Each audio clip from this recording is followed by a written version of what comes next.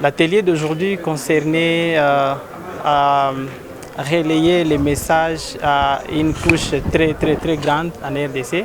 et atteindre les experts du gouvernement, parce que nous savons que toutes les lois de politique publique sont établies par les experts du gouvernement, les législateurs, et c'est pour cela que nous avons ciblé les experts du gouvernement aujourd'hui pour dénoncer les défis économiques de femmes qui entreprennent, les femmes ménagères.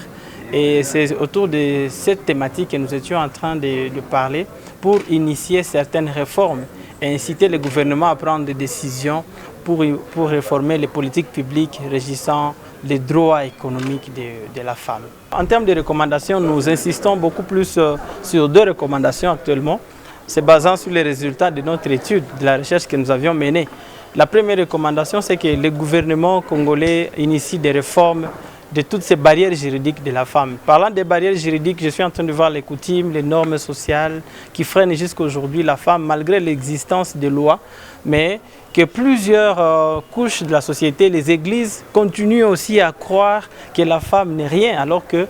réellement la femme nourrit la famille sur le plan économique et à tous égards. Deuxièmement, nous avions recommandé au ministère des Finances d'instaurer une mesure discriminatoire, une mesure de discrimination positive à l'égard des entreprises féminines de la femme. Que le gouvernement arrive, par le biais du ministère, à exonérer les taxes pour toutes les entreprises de femmes pendant une certaine période pour permettre à ce que la femme se sente capable de progresser sur le plan économique. Si le gouvernement est conscient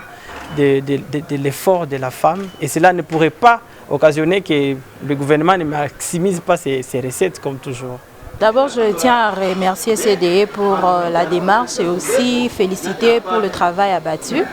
Parce que les organisations de femmes, bien sûr, travaillent, mais quand il y a aussi des organisations mixtes de jeunes qui travaillent pour les femmes, dans le cadre de leur autonomisation financière, c'est déjà une chose à encourager.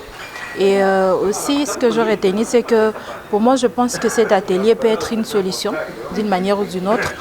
une contribution à plusieurs plaidoyers, plusieurs actions que les femmes ont pu faire. Et ça peut aussi aider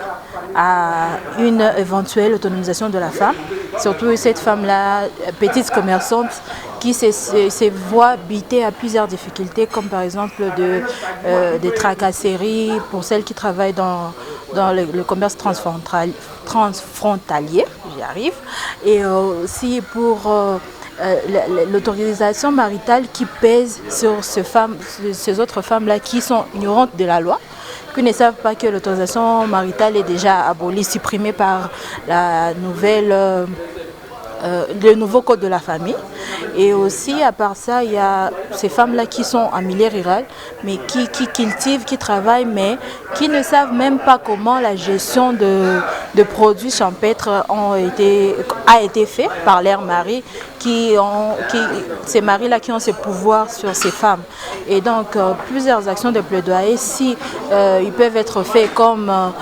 cela a été suggéré ici dans l'activité, je pense que et le chef coutumier, et les leaders religieux, les leaders locaux, les autorités politico-administratives et tout le monde impliqué,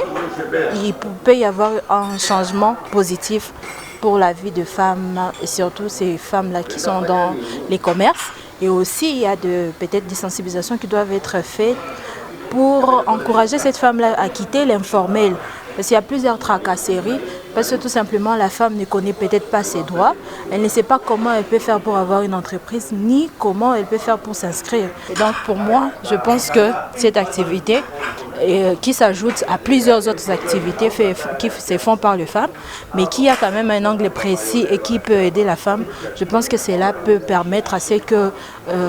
l'économie de la femme soit quand même élevée et que cette femme soit réellement autonome financièrement.